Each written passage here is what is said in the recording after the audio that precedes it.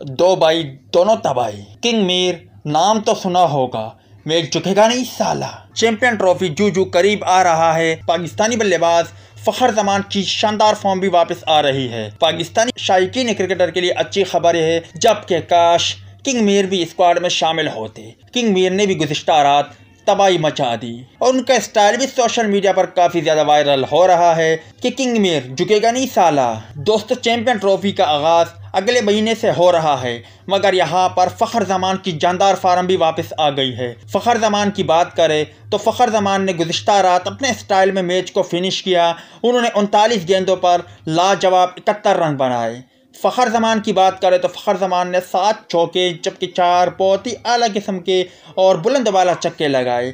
फ़खर ज़मान का strike rate 182.05 रहा। जबकि दूसरी जानिब मोहम्मद आमिर की बात करें तो मोहम्मद आमिर ने तबाही मचा दी। मोहम्मद आमिर ने 3.1 ओवर में 0 मेडन कराया, 24 रन दिए और 4 अहम खिलाड़ियों को आउट किया। इसी को लेकर सोशल मीडिया सारिफीन कह रहे हैं कि फ़खर ज़मान का फार्म में आना पाकिस्तान के लिए बहुत अच्छा है, मगर किंग मीर मोहम्मद आमिर का स्क्वाड में ना होना ये पाकिस्तान के लिए अच्छा नहीं है। काश मोहम्मद आमिर भी कौमी स्क्वाड में शामिल होते। दूसरी जानिब मोहम्मद हारिस ने भी अच्छी बल्लेबाजी का मुजाहरा किया, मगर वो जल्द आउट हो गए। मोहम्मद आमिर ने आज के BPL मैच में 12 गेंदों पर 19 रन बनाए, 4 चौके लगाए। होस्टल शाह ने शानदार बॉलिंग का मुजाहरा किया, 4 ओवर के कोटे में 31 रन दिए और 3 खिलाड़ियों को आउट किया।